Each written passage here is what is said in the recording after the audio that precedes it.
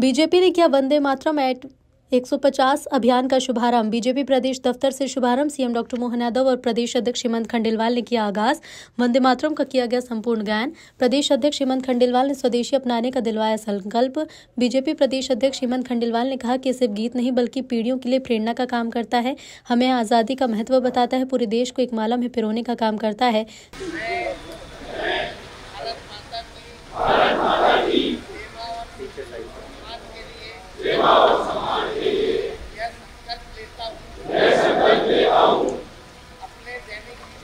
अपने दैनिक जीवन में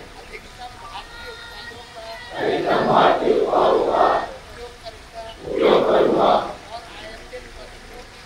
और आयातित वस्तुओं की जगह देशी विकल्प अपनाऊंगा। हर काम और समाज में भारतीय उत्पादों को प्राथमिकता दूंगा और गाँव किसान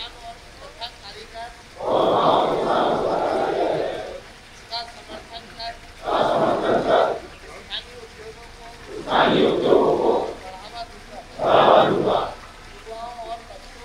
युवाओं और बच्चों को स्वदेशी अपनाने के लिए प्रेरित कर नई पीढ़ी तक इसका महत्व बताऊंगा। पारिवारिक और सामाजिक जीवन में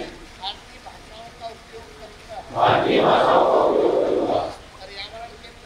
पर्यावरण के प्रति सजग रहकर स्वदेशी और प्रकृति अनुकूल उत्पादों का प्रयोग करूंगा और देश के पर्यटन स्थलों को प्राथमिकता दूंगा। जय हिंद। बंकिम चट्टोपाध्याय जी के द्वारा 7 नवंबर 1875 को रचित ये काव्य पाठ जो देश के आज़ादी के रणबांकुरों के लिए एक प्रेरणा का किया, इस गीत को हमारे सभी देश प्रेमियों ने अपनाया।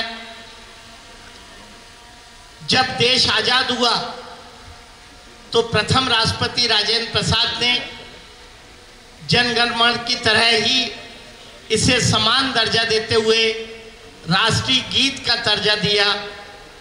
आज यह गीत हमारी नई पीढ़ी के लिए प्रेरणा का काम करता है,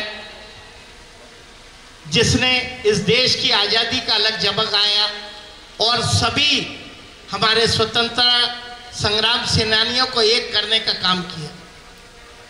बीबीसी ने एक सर्वे किया था जिसमें दुनिया का सबसे ज़्यादा देश प्रेम के गीतों में इस गीत ने द्वितीय स्थान दुनिया भर में पाया।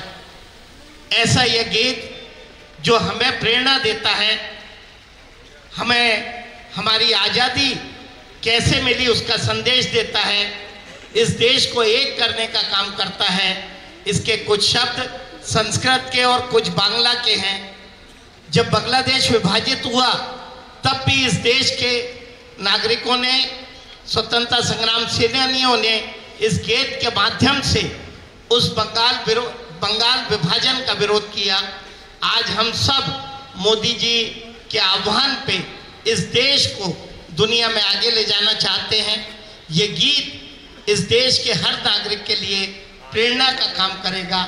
आज प्रदेश भर में 10 सामूहिक ज्ञान में आज यहाँ आप सब सम्मिलित हुए। मैं आप सब का वंदन करता हूँ और उम्मीद करता हूँ कि हम सब मिलके राष्ट्र प्रेम के साथ मोदी जी के नेतृत्व में इस देश को स्वदेशी के साथ हम दुनिया के शिखर पे पहुँचाने का काम करेंगे। धन्यवाद। सीएम ने एक संबोधन में कहा कि वंदे मातरम गीत के 150वें साल का हम सब उत्सव मना रहे हैं। इसके मूल मंत्र के साथ स्वतंत्रता सेनानियों ने हमें आज़ादी दिलाई। वंदे मातरम गीत के जरिए पूरा देश एक हो गया। सीएम डॉक्टर मोहन यादव ने कांग्रेस पर निशाना साधा और कहा कांग्रेस ने देश को बांटने का काम किया, सनातन संस्कृति ने देश को सशक्त बनाया। वंदे वंदे। आज के वंदे मातरम कार्यक्रम में खास करके 150वीं जयंती के अवसर पर 7 नवंबर 1875 आनंद मठ नाम के उस अमर साहित्य में जिस भाव से ये रचना हुई, बंकिम चंद्र जी ने जो रचना बनाई, बाद में हमने अभी थोड़ी देर पहले उसी भाव के आधार पर राष्ट्र कवि रविंद्रनाथ ठाकुर जी को अपने स्वर से बंगाल में गाते भी सुना। और जैसा कि हमारे माननीय अध्यक्ष जी ने बताया, माननीय अध्यक्ष जी, माननीय मंत्री विश्वास सारंग जी, माननीय हमारे सांसद आलोक शर्मा जी, माननीय विधायक रामेश्वर जी, माननीय विधायक भगवान दास सबनानी जी, हमारे महापौर और हमारे वरिष्ठ नेता सुरेश पचौरी जी, पूर्व केंद्रीय मंत्री, इस अवसर पर सभी प्रदेश के पदाधिकारी और आप सब, ये वास्तव में यशस्वी प्रधानमंत्री ने अपने शब्दों में हमको सबको विस्तार से इसकी बातें बताई।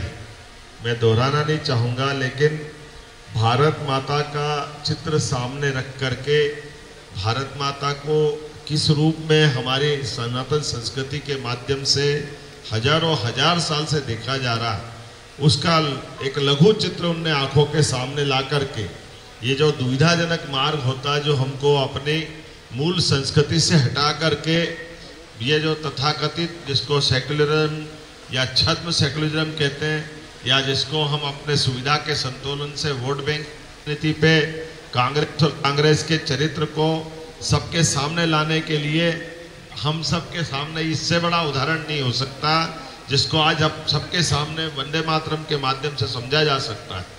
वंदे मातरम में हमारी भारत माता के साथ हमारी 3 देवियों की संस्कृति, जिनके माध्यम से दुर्गा, लक्ष्मी और सरस्वती, इनकी पूरी सबके आशीर्वाद किसी देश पे अगर हो, उस देश की ताकत क्या होती है, ये सनातन संस्कृति माध्यम से हमने हजारों लाखों साल से सीखते आए। लेकिन इस बात को बजाय समझ करके करने के उन्होंने लघु रूप दे करके इनको केवल धर्म विशेष से जोड़कर देखते हुए वंदे मातरम का जो विभक्तिकरण हुआ, और हमने सब ने देखा कि वंदे मातरम नहीं बटा, बाद में इसी भावना कारण से देश का बंटवारा हुआ। वो देश के बंटवारा ने वंदे मातरम के बंटवारे के साथ सबको समझ में आने के लिए दुनिया के सामने आज फिर एक बार उस दिशा में माननीय प्रधानमंत्री जी ने 150वीं जयंती मना करके जिस वंदे मातरम के मूल मंत्र के बलबूते पर चंद्रशेखर आजाद, भगत सिंह, इनकलाब जिंदाबाद क्या है, यही तो है। नेताजी सुभाष चंद्र बोस, तुम मुझे खून दो मैं तुम्हें आजादी दूंगा, ये क्या है, ये वंदे मातरम ही तो है। चंद्रशेखर आजाद या भगत सिंह या तमाम जितने क्रांतिकारी, पूरा स्वतंत्रता का आंदोलन जिस मूल मंत्र के बलबूते पे चला, 1875 में बनने वाला गीत, वास्तव में इसकी भूमिका तो 1857 में बन गई। हम सब जानते हैं कि 1857 के समर में रानी झांसी से लगा करके पूरे देश ने अंग्रेजों के खिलाफ सशक्त अपना एक संघर्ष किया। के साथ कहना पड़ेगा उस चीज को अवॉइड करने का प्रयास हुआ, और हमने सबने देश का बंटवारा भी भोगा। देश के बंटवारा में हजारों लाखों लोग जो इसके शिकार हुए, और आज 150वीं जयंती पर मैं प्रधानमंत्री जी को बधाई देना चाहूँगा जिन्होंने ऐसे मुद्दे को ला करके इन सारे दुनिया के सामने पुनः उस बात को रेखांकित करने का प्रयास किया है, जिसके कारण से भारत और भारतीय लोगों की एकता दुनिया के सामने, दुनिया के सबसे बड़े गणतंत्र के माध्यम से जानी पहचानी जाती है।